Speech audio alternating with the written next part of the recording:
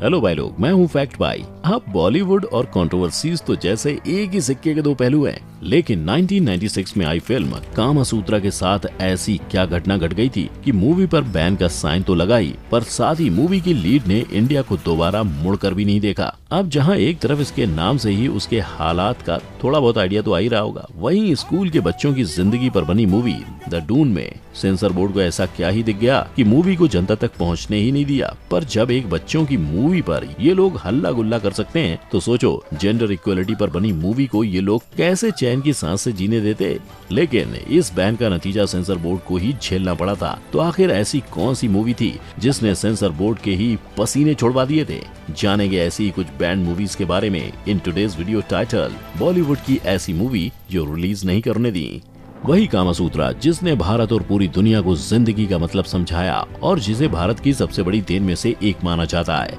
जब इसी कामासूत्रा पर फिल्म बनाई गई, तब क्यों इसे इंडिया के ही बड़े पर्दों पर दिखाने नहीं दिया गया? हम कामासूत्रा अ टेल ऑफ लव इस बदनसीब फिल्म की बात कर रहे हैं जो 1996 में सिनेमाघरों में दिखाई दी थी, और इसी फिल्म के सिनेमेटोग्राफर मिस्टर डेक्लिन क्विन को बेस्ट सिनेमेटोग्राफी के लिए अवार्ड भी मिले थे। साथ ही क्रिटिक्स ने इस मास्टरपीस को 5 में से 5 रेटिंग भी दी थी। लेकिन इसके बावजूद जिस देश की सभ्यता और इतिहास पर इस फिल्म को बनाया गया था, उसी भारत ने इसको अपनाने के बदले हमेशा के लिए बंद कर दिया।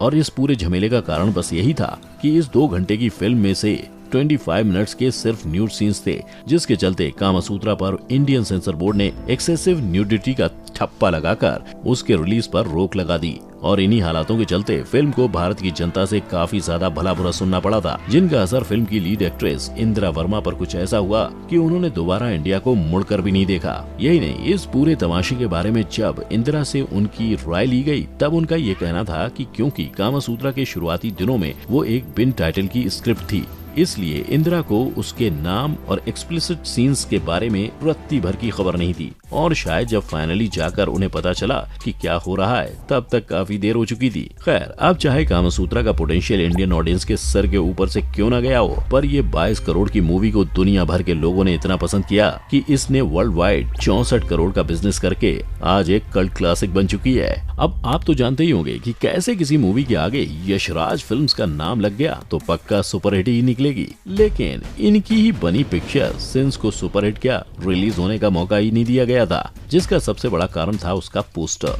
जहां मूवी के लीड हीरो शाइनी आहूजा एक कैथोलिक प्रीस्ट के रूप में एक बिन कपड़े की सीमा रहमानी के साथ दिखाई देते थे, जिसके चलते 2005 की इस फिल्म पर लोगों ने काफी बवाल मचाया। और as a result Indian censor board ने बिना रहम किए इस फिल्म के दरवाजे पर ताला कस दिया। पर मूवी का पोस्टर उसके बैन होने का एक लौता कारण नहीं था, बल्कि जनता को असल तकलीफ उसके स्टोरी से हुई थी, जिसकी प्रेरणा मूवी के डायरेक्टर विनोद पांडे को 1988 में पढ़े एक न्यूज आर्टिकल से आई थी, जहां केरला के एक प्रीस्ट को सेक्सुअल हैरेसमेंट और मर्डर के चार्जेस पर मौत की सजा सुनाई गई थी। और इसी केस से मिलता जुलता सीन मूवी में भी दिखाया गया था, जिसमें शाइनी के द्वारा निभाए गए प्रीस्ट के कैरेक्टर और एक जवान लड़की के बीच शारीरिक संबंध काफी एक्सप्लिसिट तरीके से दिखाया गया था, जिन सीन्स के होने के कारण इस फिल्म को भी कंट्रोवर्शियल टॉपलेस सीन्स और वल्गैरिटी दिखाने के कारण बैन कर दिया गया था। लेकिन जहां एक तरफ सेंसर बोर्ड ने इस मूवी में खामियां ढूंढी थी, वहीं विनोद की माने तो जब वो इस मूवी को सेंसर एपेलेट ट्रिब्यूनल के पास लेकर गए थे,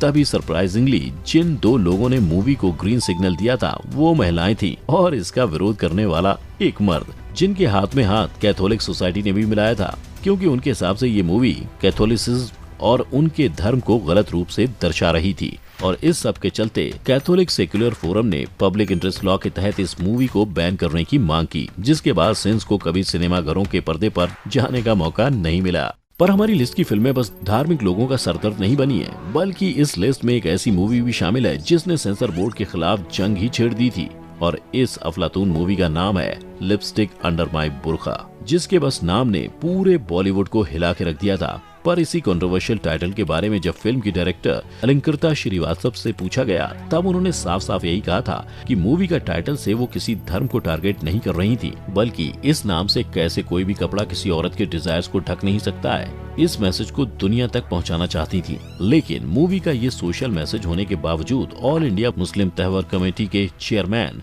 और साफ शाह मीरी खुर्रम ने मूवी के टाइटल को लेकर काफी बखेड़ा खड़ा कर दिया था और सिर्फ एक टाइटल के कारण मूवी पर कंप्लीट बैन लगाने की भी मांग कर दी, जिस पे उनका ये कहना था कि मुस्लिम कम्युनिटी के अलावा भी ऐसे कई धर्म हैं जो अपना मुंह दिखाने के लिए साड़ी का पल्लू का इस्तेमाल करते हैं, तो वीमेन इक्वलिटी दिखाने के लिए सिर्फ बुर्के को टारगेट करना एक तरह से मुस्लिम कम्युनिटी के सेंटिमेंट्स को हर्ट करने के बराबर है। उनके साथ ही सेंसर बोर्ड ने मूवी के हद से ज्यादा गाली गलौज और ऑडियो पोर्नोग्राफी को वजह बनाकर मूवी पर फुल स्टॉप लगाने की बात कर दी। लेकिन ये बात मूवी की टीम को जरा भी हजम नहीं हुई और उन्होंने सेंसर बोर्ड के खिलाफ आवाज उठाते हुए कहा कि अगर उन्हें वीमेन ओरिएंटेड फिल्म से तकलीफ है तो उन्हें अपने जॉब से रिजाइन कर देना चाहिए। जिस बात ने #लिपस्टिक रेबेलियन की शुरुआत की, जिसको बड़े बड़े सेलेब्स ने भी सपोर्ट किया और फाइनली जाकर मूवी को ए सर्टिफिकेट के साथ रिलीज कर दिया गया, जिसके चलते कई अवार्ड्स के साथ ही 6 करोड़ के बजट पर बनी ये मूवी ने 26 करोड़ से ज्यादा का बिजनेस किया। और अब बारी आती है ऐसे मूवी की जिसे सेंसर बोर्ड ने इतनी बेरहमी से बैन किया था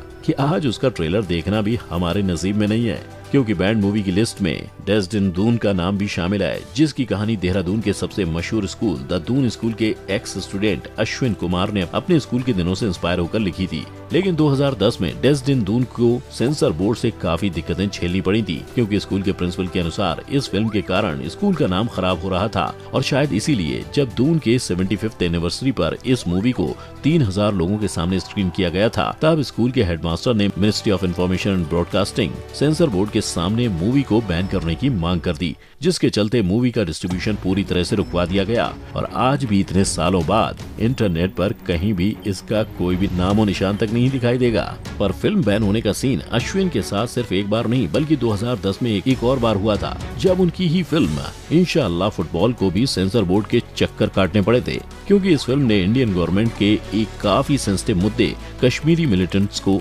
छेड़ा था, जिसके चलते मूवी को बैन करने की बात की गई थी। किंतु कुछ महीनों बाद सेंसर बोर्ड ने इस मूवी को ए सर्टिफिकेट देकर रिलीज करवाया और साथ ही इसने नेशनल अवार्ड्स भी जीते। और शायद सेंसर बोर्ड को सेंसिटिव टॉपिक से कुछ ज्यादा ही लगाव है, शायद इसीलिए उन्होंने 2003 की फिल्म द पिंक मिरर को भी नहीं बख्शा था। हम जिस मूवी की बात कर रहे हैं उसने बॉलीवुड में पहली बार सही मायनों में ट्रांससेक्सुअल को दर्शाने का काम किया था, लेकिन जैसे आज भी ट्रांससेक्सुअल्स को सोसाइटी ने अपनाया नहीं है, ठीक उसी तरह इस मूवी के कॉन्सेप्ट को भी सेंसर बोर्ड ने गलत समझा और इसे बैन कर दिया, जिसमें उन्हें मूवी पर ऑफेंसिव और वल्गैरिटी जैसे वाहियात इल्जाम लगाए थे। और वाहियात इसलिए क्योंकि वल्गैरिटी के नाम पर मूवी में 2 ट्रांससेक्सुअल और एक गे टीनेजर की कहानी बताई गई थी। मतलब कितना वल्गर ना। हमारे इंडस्ट्री को मस्ती ज़्यादा और क्या कूल है हम जैसी फैमिली मूवीज ही हजम होती हैं। खैर, अब सेंसर बोर्ड को तो इस हीरे की परख हुई नहीं, लेकिन वर्ल्ड वाइड इस मूवी ने काफी अच्छा नाम कमाया था, जिसके चलते इस फिल्म को 70 से भी ज्यादा इंटरनेशनल फिल्म फेस्टिवल्स में प्रीमियर किया गया, जहां उसने काफी अवार्ड्स भी जीते। लेकिन ये सब मूवीज जहां कहीं ना कहीं वल्गैरिटी या धार्मिक लोगों को खटकने की वजह से बैन हुई थी, वहीं क्या आप जानते थे कि बॉलीवुड की कल्ट क्लासिक मूवी शोले को भी सेंसर बोर्ड ने सताया था। जी हाँ, दरअसल बात कुछ ऐसी थी कि शोले के लास्ट सीन में जहां गब्बर को ठाकुर अपने नुकीले जूतों से मारता है, इससे सेंसर बोर्ड खुश नहीं था, क्योंकि इसके ओरिजिनल कट में उनके हिसाब से हद से ज्यादा खून खराबा और वायलेंस दिखाया गया था, जो उस टाइम की ऑडियंस के लिए कुछ खास फैमिली फ्रेंडली नहीं था, जिसके चलते सेंसर बोर्ड और जनता दोनों को खुश करने के लिए मूवी के क्लाइमैक्स को फिर से शूट किया गया और नए सीन के साथ मूवी को रिलीज किया गया। मतलब सोचो, सिर्फ एक छोटे से सीन की वजह से शायद हम सब आज शोले जैसी मूवी के बिना बड़े होते। आपका क्या ख्याल है, क्या सेंसर बोर्ड का इन मूवीज को बैन करना सही था? नीचे कमेंट में अपनी राय बता दो। साथ ही वीडियो को लाइक और शेयर करना मत भूलना। और अगर ऐसे ही वीडियोस देखते रहना चाहते हो तो चैनल को सब्सक्राइब करके बेल आइकन को हिट कर देना। हमारी मुलाकात होगी अगली बार ऐसे ही एक्शन पैक्ड और धमाकेदार वीडियो के साथ। तब तक के लिए टेक केयर। जय हिंद।